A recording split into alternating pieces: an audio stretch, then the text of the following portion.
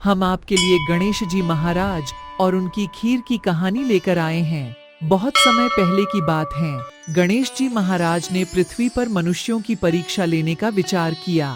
पृथ्वी भ्रमण के लिए एक बालक का रूप धारण किया और अपने एक हाथ में एक चम्मच दूध ले लिया और दूसरे हाथ में एक चुटकी चावल ले लिए और गली गली घूमने लगे और साथ ही साथ आवाज देने लगे कि कोई मेरे दूध और चावल से खीर बना दो। लोग उस बच्चे को देखकर हंसने लगे। क्या बेवकूफ बच्चा है ये? एक चम्मच दूध और एक चुटकी चावल से कोई खीर बनती है? ऐसे ही गणेश जी एक गांव से दूसरे गांव घूमते रहे। कोई भी उनकी खीर बनाने को तैयार नहीं हुआ। ऐसे ही सुबह से शाम हो गई। कोई मेरी खीर बना दो, कोई मेरी खीर बना दो। गणेश जी ने सोचा कि कोई भी मेरी खीर नहीं बना रहा, अब मैं क्या करूं? तभी वहां एक बुढ़िया अपनी झोपड़ी के बाहर बैठी बालक की बातें सुन रही थी। वो गणेश जी को देखकर बोली, मैं बनाती हूँ तुम्हारे दूध और चावल की खीर, तुम मुझे अपना सामान दे दो। माई, तुम्हारे घर में जो सबसे बड़ा बर्तन हो वो खीर बनाने के लिए ले आओ। बुढ़िया माई अपनी झोपड़ी में गई और सबसे बड़ा बर्तन ले आई। गणेश जी ने चम्मच से दूध और चुटकी से चावल डालना शुरू किया।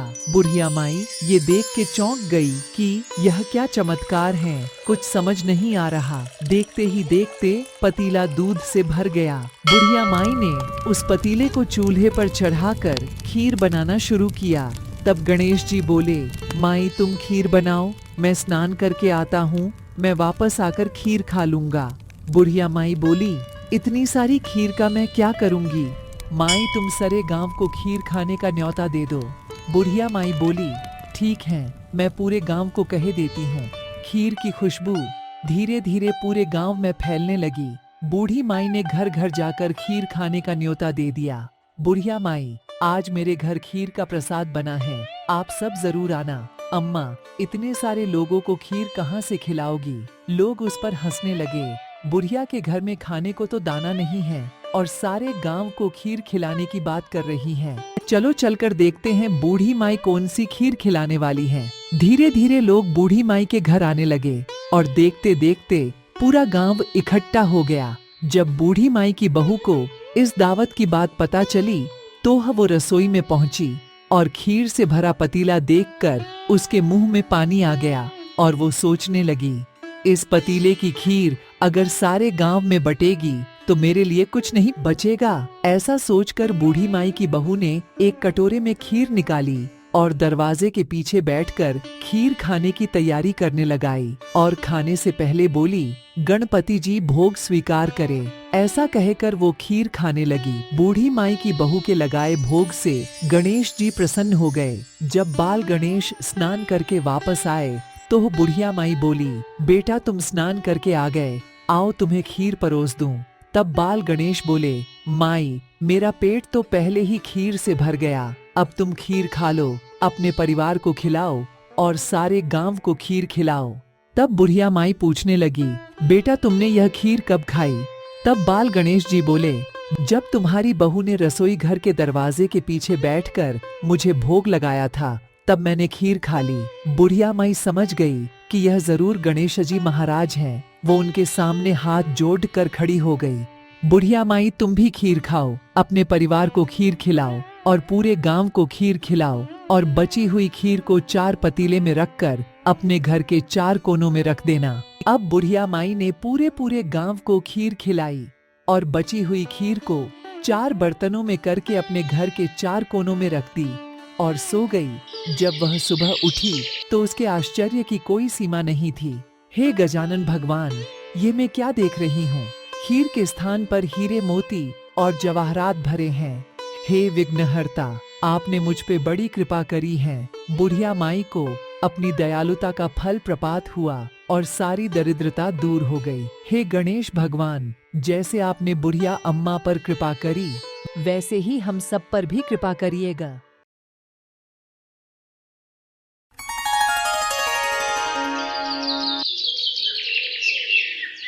जब जब धरती पर दैत्यों और बुरी शक्तियों ने मानवता के विपरीत अत्याचार किए, तब तब भगवान विष्णु ने एक नया अवतार लेकर बुरी ताकतों का सर्वनाश किया। भगवान विष्णु के चौथे अवतार नरसिंह भगवान हुए हैं। हिरण्यकश्यप जैसे दैत्य का संहार करने के लिए उनको आधे नर और आधे सिंह का ये अनोखा अवतार लेना पड़ा। आइए जानते हैं भगवान नरसिंह के अवतार की कहानी। पौराणिक कथाओं के अनुसार बहुत समय पहले ऋषि हुआ करते जिनका नाम ऋषि कश्यप और उनकी पत्नी का नाम दीति था। ऋषि और उनकी पत्नी दीति को 2 पुत्र हुए, जिनमें से एक का नाम हिरण्याक्ष और दूसरे का नाम हिरण्यकश्यप था। भगवान विष्णु ने हिरण्याक्ष से पृथ्वी की रक्षा के हेतु वराह रूप धारण कर उसका वध कर दिया था। भगवान विष्णु के द्वारा अपने भाई के वध से दुखी हो और क्रोधित हिरण्यकश्यप ने भाई की मृत्यु का बदला लेने के लिए अजय होने का संकल्प कर हजारों वर्ष तक घोर तपस्या करी। हिरण्यकश्यप की तपस्या से खुश होकर ब्रह्मा जी स्वयं उसके सामने प्रकट हुए। हिरण्यकश्यप, मैं तुम्हारी तपस्या से बहुत खुश हुआ हूँ। मांगो, तुम क्या मांगते हो? प्रभु, आप मुझे ऐसा वरदान दे जिससे कोई भी मुझे ना घर में मार सके ना बाहर, ना अस्त्र से मार सके ना शस्त्र से, ना मैं दिन में मरूं ना रात में, ना मनुष्य से मरूं ना पशु से, ना आकाश में मरूं ना पृथ्वी में। ब्रह्मा जी से वरदान प्राप्त कर हिरण्यकश्यप अजय हो गया। उसने इंद्र से युद्ध कर स्वर्ग पर अधिकार जमा लिया, साथ ही सभी लोगों पर उसका राज हो गया। हिरण्यकश्यप इतना अहंकारी हो गया कि उसने अपनी प्रजा से खुद को भगवान की तरह पूजने का आदेश दिया। हिरण्यकश्यप के पुत्र का नाम प्रहलाद था। प्रहलाद आरंभ से ही धार्मिक प्रवृत्ति का था। उसने अपने पिता की पूजा करने से मना कर दिया था। प्रहलाद भगवान विष्णु के भक्त थे और उनकी भक्ति में लीन रहते। कई कोशिशों के बाद जब हिरण्यकश्यप प्रहलाद को अपनी पूजा करने के लिए नहीं मना पाए, तो उसने बालक प्रहलाद को मारने के लिए अपनी बहन होलिका को बुलवाया। होलिका ने जब अपने भाई को परेशान देखा तो वह बोली, भाई, आप कहें तो मैं प्रहलाद को गोद में लेकर अग्नि में बैठ जाती हूँ।